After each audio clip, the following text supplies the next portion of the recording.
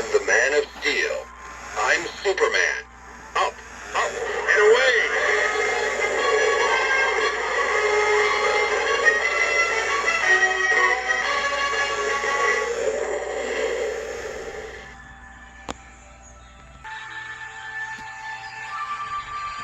Bizarre Brain Comics. Oh, hello, my comic book friends, and welcome to Bizarre Brain Comics. And I am Gary, your host. This time,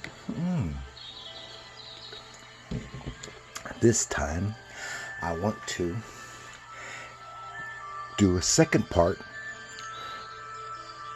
of the haul that I got from Hall of Comics, that I got from yesterday's outing to the Christmas in July Collectors Fair, and where I got a really good deal on that Superman bank that I showed you there at the beginning. Yeah, it only cost $10. It's hard to believe. And then show you some other fine things here. As I had said in my previous video, most of these were just a couple of dollars, $1 or $2, maybe $3 for these books. And I come across it.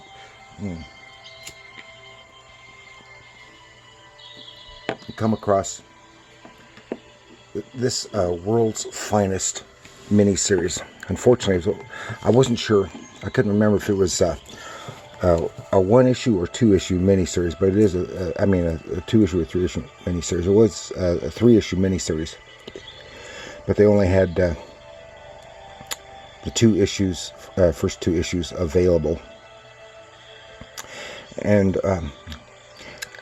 I think I've got all three of them in my collection out in the garage. If I still have them, I don't think I would have gotten rid of them just because of the artwork alone. But I do have issues 1 and issue 2, and again, since they're so cheap, and just because the artwork is so amazing, and it kind of makes me want to reread it. So here you see an outstanding cover painting. This is World's Finest, Worlds Apart, written by Dave Gibbons, with art by Steve Rude and his name Brian Kessel, I think is his name. And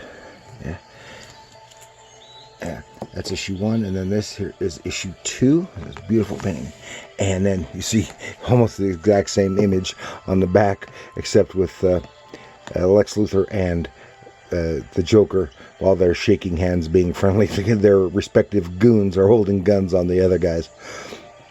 That's another great Steve Rude painting. And I took this one out of the bag just so I can show you a little bit of this great art in here. Steve Rude and his Brian Kessel? Carl Kessel, excuse me. Carl Kessel. Some marvelous, beautiful artwork. All running all through this the series, and as I recall, it was a very interesting story, but I don't remember much about it. But this is from 1990. It's by DC, and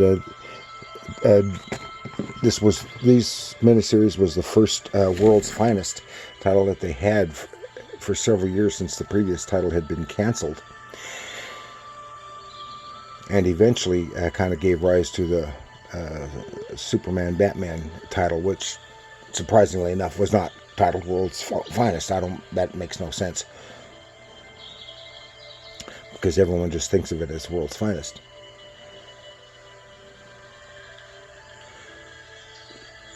Yeah, and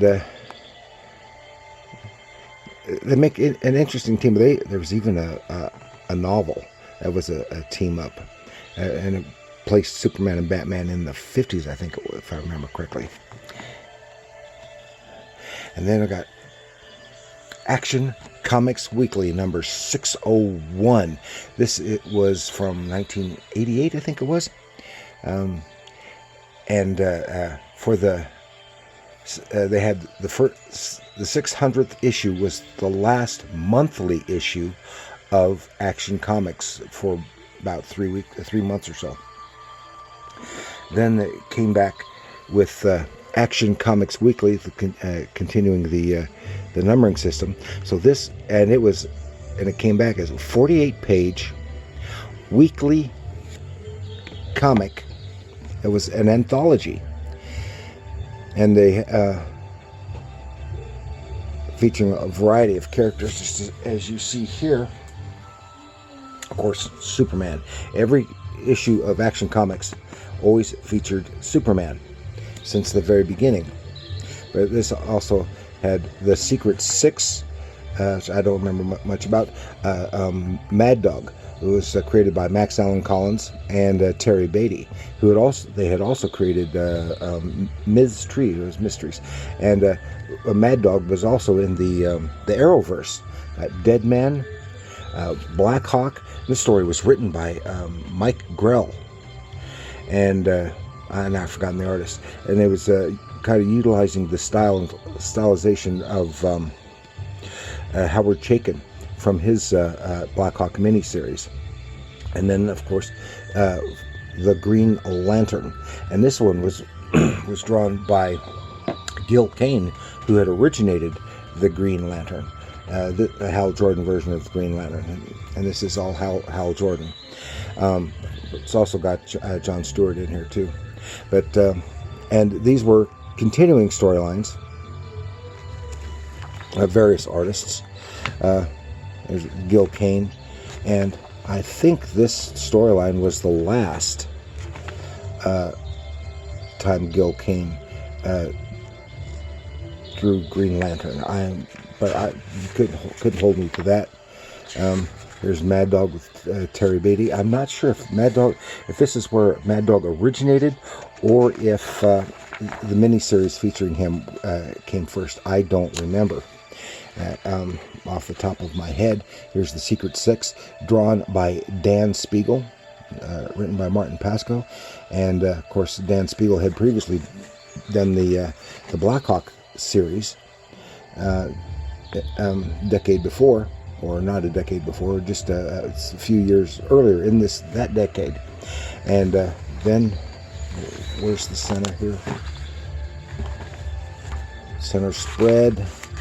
And of course, now I can't find the center spread. There we go.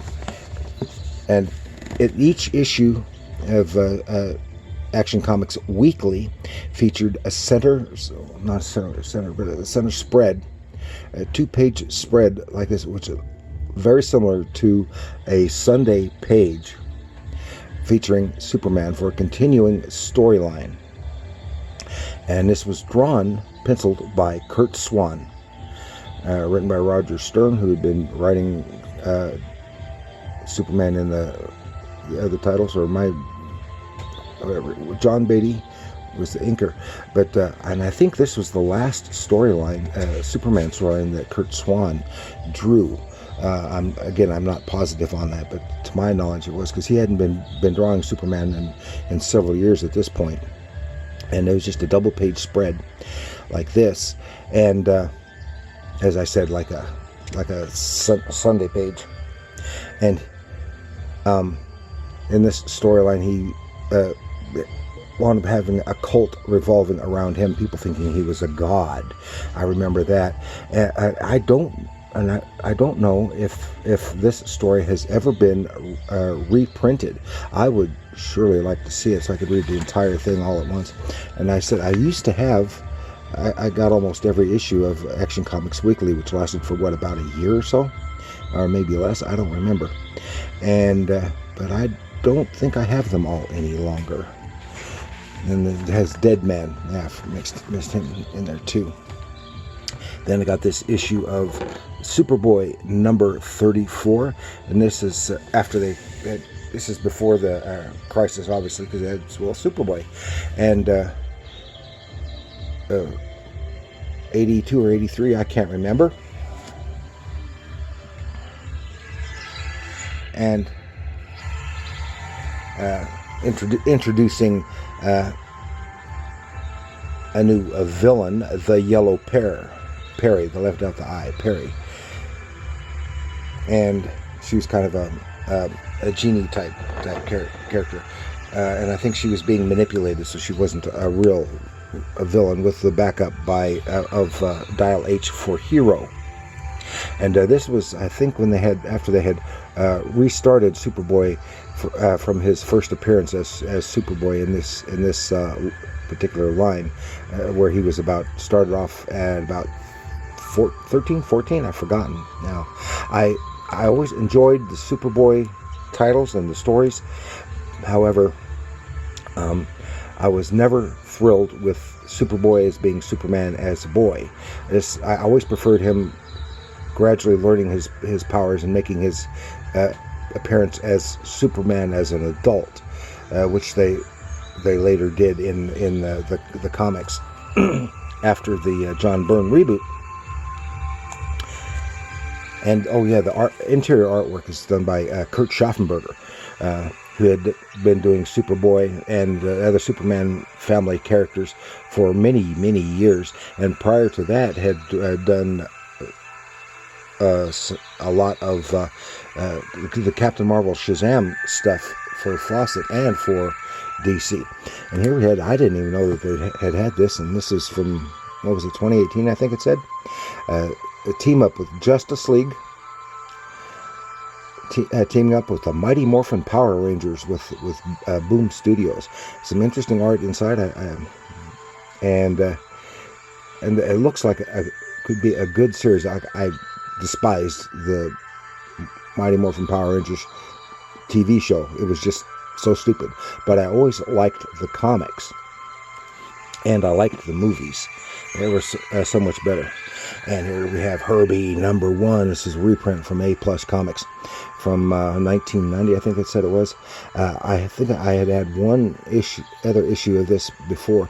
And if you happen to be a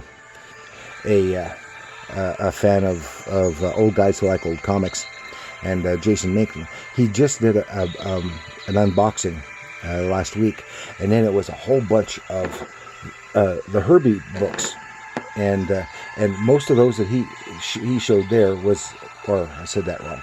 I think all of the books, they had several other Herbie books where I bought this, and I think all of those were in that batch that Jason Mink showed us, and that's one of the reasons why I got it. Plus, it just had some it's total silliness. Has some nice artwork in it. They had one place that had a few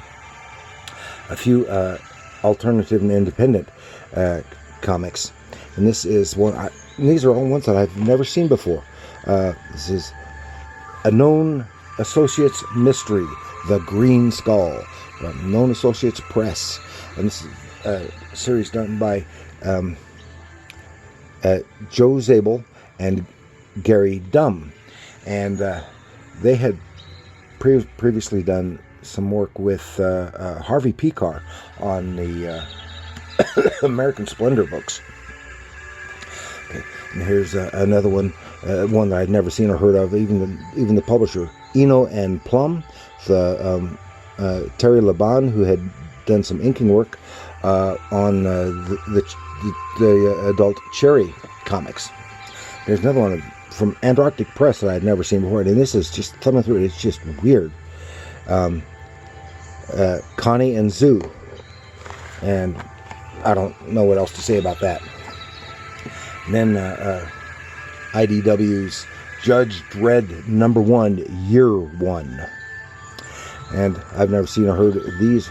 Of course, I'm familiar with Judge Dredd, and I have several Judge Dredd books, and some really nice artwork, and some really nice coloring work in this, and you might take a look at that. I didn't know IDW had been doing it. And then it topped it all off with this trade paperback of Daredevil, The Man Without Fear, from Marvel Knights, with Brian Michael Bendis and what's the guy's name? David Mack doing most of the artwork in here, fully painted, and it's got some beautiful artwork in it, but it looks like it's difficult to read. And this was good because this was marked at $4, and but I got it for only $2, and it's, you know, trade paper. You can see, get an example of the artwork there. Perfect bound, and it's some interesting stuff I've seen. Very interesting stuff there. So that's what I've got this time for this part of my haul from the Christmas in July Collectors Fair. And so thank you for joining me. And please like, share, subscribe, and do leave a comment. Which of these books do you like best, and which one would you like to see me dive more deeply into? Ooh. Just let me know with a comment below. And thank you. And remember, comics are art.